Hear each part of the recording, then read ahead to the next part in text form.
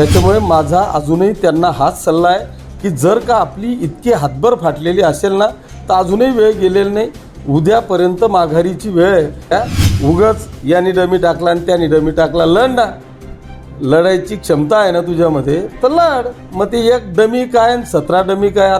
माझ्यावर आरोप करून जे काही तो TRP वाढवायचा प्रयत्न जो तुमचा आहे तो TRP भावड्या तुम्ही वाढवू नका, आपलं आपलं काम करा, लढा, मी सज्ज झालेलो आहे, सोबत या।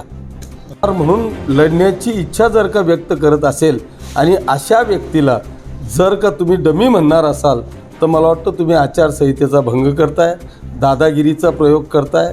आज जर का तुम्ही पाहिलं, तुम्ही स्वतःला माझ्याशी लढायच्या भाषा करता। असं असताना एखाद्या उमेदवाराने जर का उमेदवारी अर्ज भरला असेल तर एवढी हातभर फाटायचं कारण काय? तुम्हाला लढायचं आहे ना, येऊ द्या ना 17 उमेदवार।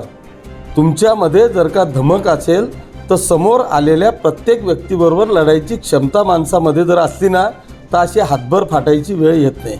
त्याच्यामुळे पहिल्यांदा कर्तृत्व लागतं, जनमानसामध्ये आपली त्या पद्धतीची तयारी असावी लागते, जनमानसाच्या हृदयामध्ये आपलं स्थान निर्माण करावं लागतं, आपलं कर्तृत्व सिद्ध करावं लागतं। जर का ह्या सगळ्या गोष्टी असल्या तर मला असं वाटतं की तुम्हाला समोर कोणीही असला तर त्याचा पराजय करून मी विजय प्राप्त करेल, अशा पद्धतीची मानसिकता आपली असते। त्याच्यामुळे माझा अजूनही त्यांना हाच सल्ला आहे की जर का आपली इतकी हातभर फाटलेली असेल ना तर अजूनही वेळ गेलेली नाही, उद्यापर्यंत माघारीची वेळ आहे। उगाच खर्च पडण्यापेक्षा, खर्चात स्वतःचा हकवत बसण्यापेक्षा मला आपल्या परिस्थितीची जाण आहे। तुम्ही रिकामा वडिलांना कर्जबाजारी करून रिकामा डोक्याला ताप करण्यापेक्षा उद्याची वेळ जर इतकी फाटलीच असेल तर माघार घ्या, कशाला डोक्याला ताप करता?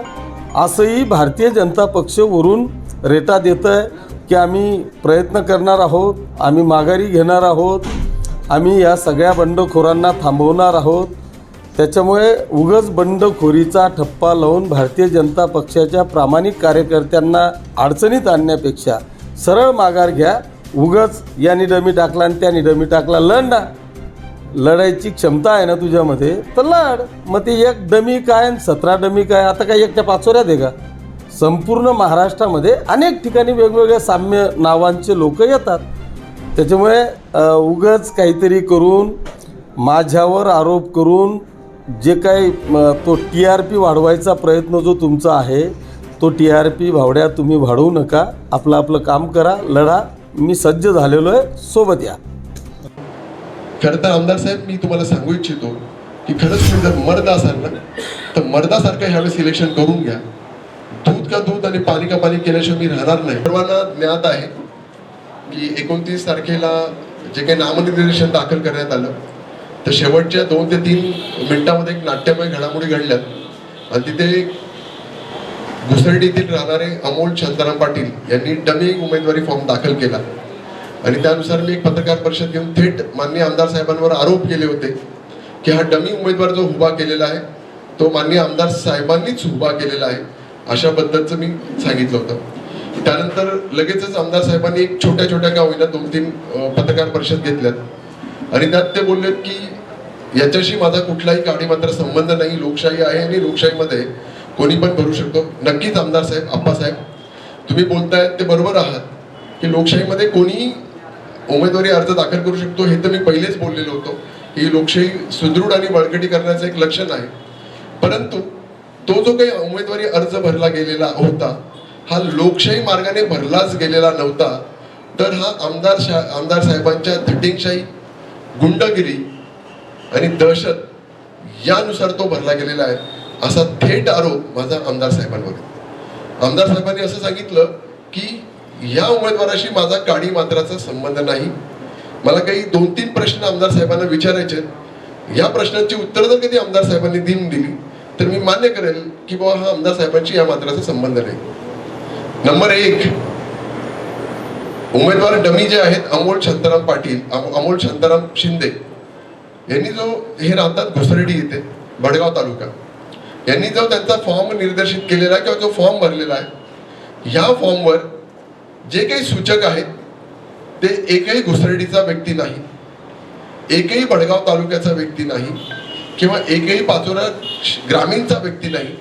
जे सूचकांची नावं जो फॉर्म आहे, जी सर्टिफाईड नक्कल माझ्याकडे आहेत, त्यानुसार मी सांगतो, जर कधी हा फॉर्म त्यांनी भरलेला असता, ज्या व्यक्तीने भरला असता, तर कदाचित त्याने त्याच्या गावातले 2-4 लोकांची नावं, भडगाव तालुक्यातील एखाद दुसऱ्याचं नाव, काही इकडची नावं घेतली गेली असती. सूचक म्हणून जेव्हा आपण डमी फॉर्म भरतो ते 10 सूचक असणे गरजेचे आहे. तर असा एकही सूचक ना त्यांच्या घरातला आहे, ना त्यांच्या मित्रपरिवारातला आहे, ना भडगावातला आहे. सूचकांची यादी आहे, सर्टिफाईड नक्कल माझ्या हातात आहे. मी तुम्हाला ते वाचून दाखवतो की त्याच्यावर सूचक कोण कोण आहे.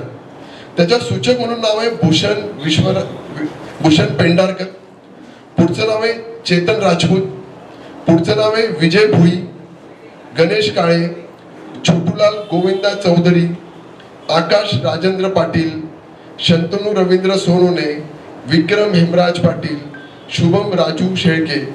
ही जी सगळीची सगळी मी नावं वाचलेली आहेत. भूषण पेंढारकर कोण आहेत हे मला तुम्हाला सांगायची गरज नाही. हे माननीय आमदार साहेबांचे जवळचे निकटवर्तीय कार्यकर्ते पदाधिकारी आहेत. छोटूलाल चौधरी हा पाचोऱ्यातला त्यांचा प्रमुख पदाधिकारी आहेत, हे मला सांगायची गरज नाही. हाईट म्हणजे सगळ्यात महत्त्वाचं विजय भोई हा त्यांच्या कार्यालयीन कामकाज करणारा व्यक्ती, म्हणजे त्यांच्या ऑफिसमध्ये कामकाज करतो. तुम्ही पत्रकार नेहमी जेव्हा तिथे गेला असाल तर तुम्हाला त्यांनी पाणी देण्याचं याचं त्याचं काम केलेलं आहे. आकाश राजेंद्र पाटील म्हणजे आमच्या इथे राजू भाऊ आहेत, हा त्यांचा मुलगा आहे. ही सगळी जी नावं आहेत, ही सगळीची सगळी नावं ही शिवसेनेशी त्यांच्याशी निगडीत किंवा माननीय आमदार जसं चेतन राजपूत हा माननीय आमदारांचा नातेवाईक आहेत. मग आप्पासाहेब जर कधी त्या व्यक्तीला फॉर्म भरायचा होता तर त्याने त्याचा कुठला नातेवाईक, त्याचा मित्र परिवार, त्याच्या घरातले, त्याच्या आजूबाजू गावाचे कोणीच घेतले नाही, आणि त्याला तुमचेच लोक कसे सापडले किंवा ते त्याचेच कसे काय आले, याचा प्रश्न, या प्रश्नाचं उत्तर मला आमदार साहेबांनी द्यावं. मला त्याचा पुढचा प्रश्न असा विचारायचा आहे की ज्यावेळेस तो नामनिर्देशित करायला गेला त्यावेळेस त्याच्याबरोबर कोण कोण होतं. त्यावेळेस माननीय आमदारांचा स्विस साहेब, ज्याला आपण PA म्हणतो, ते राजू पाटील त्यांच्याबरोबर होते. त्यावेळेस माननीय आमदार साहेबांचा साला, सक्का साला, त्याचं नाव आहे एकनाथ पाटील, हा त्यांच्याबरोबर होता. माननीय आमदार साहेबांचा सगळ्यात जवळचा नातेवाईक समाधान पाटील हा त्यांच्याबरोबर होता. सर्व शिवसेनेचे प्रमुख पदाधिकारी किंवा माननीय आमदार साहेबांचे नातेवाईक हे त्याचा फॉर्म भरण्यात इथे गेले होते. याच्याबद्दल आता आमदार साहेबांचं काय म्हणणं आहे याचं उत्तर द्यावं. त्याच्या पुढचा मला प्रश्न असा आहे की ज्यावेळेस त्यांनी नामनिर्देशित पत्र दाखल करून झालं, ज्यावेळेस तो परत जात होता, त्यावेळेस माननीय आमदार साहेबांचा पुत्र सुमित किशोरप्पा पाटील त्याला रिसिव्ह करण्याकरता, त्याला घेण्याकरता तिथे आलेला होता. त्यांची गाडी तिथे आलेली होती.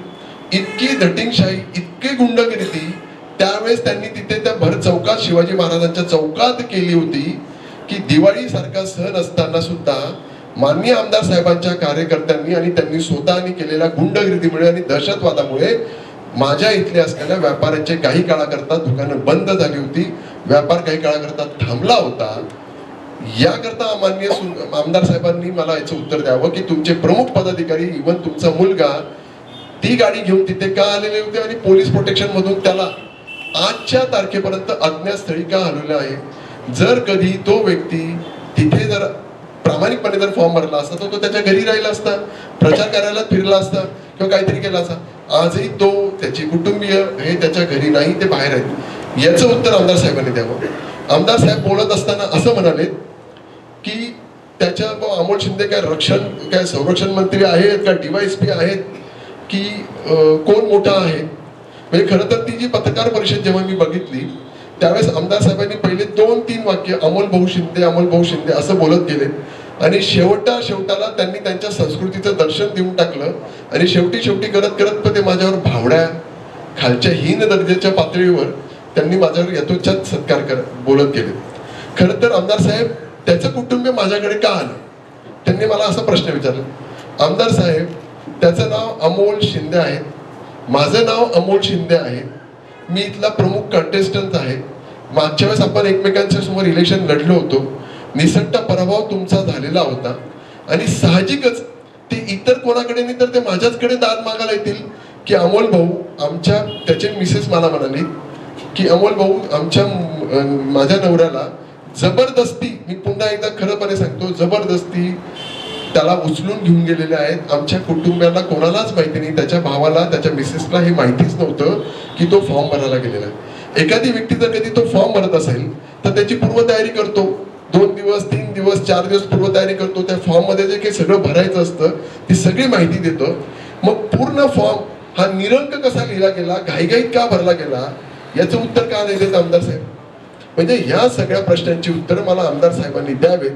जर त्यांनी हे नीट उत्तर दिलं तर मी मान्य करेल की हो, या घटनेशी संबंध नाही. खरं तर मला 2 गोष्टी एकदम अधोरेखित करायच्या आहेत. मागच्या वेळेस तुमचा झालेला निसट्ट विजय आणि यावेळेस ज्या पद्धतीमध्ये मला आशीर्वाद देण्याकरता पाचोरा भडगाव इथली जवळजवळ 25,000पेक्षा जास्त कार्यकर्ते, पदाधिकारी, इथली लोक, पाचोरा भडगावची लोक मला आशीर्वाद आणि सहकार्य देण्याकरता, साथ देण्याकरता, माझं नामनिर्देशन करण्याकरता 28 तारखेला इथे उपस्थित झालेली होती. हा सगळा माहोल बघून त्यांना त्यांचा पराभव त्यांच्या डोळ्यासमोर दिसला.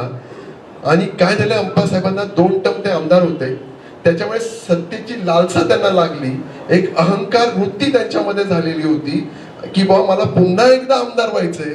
आपण म्हणतो ना एखादी गोष्टीचं रक्त तोंडाला लागतं, तसं सत्तेचं रक्त मान्य आमदार साहेबांना लागलं आणि पुन्हा एकदा आपल्याला आमदार कसं होता येईल याच्याकरता झटपट त्यांची करावी, झटपट त्यांची झाली. आणि म्हणून घाईघाईमध्ये त्यांनी एक डमी उमेदवार अमोल शिंदे इथे उभा केला. मला खरं तर आमदार साहेबांना या निमित्ताने आपल्या पत्रकार परिषदेत विनंती करायचं आहे.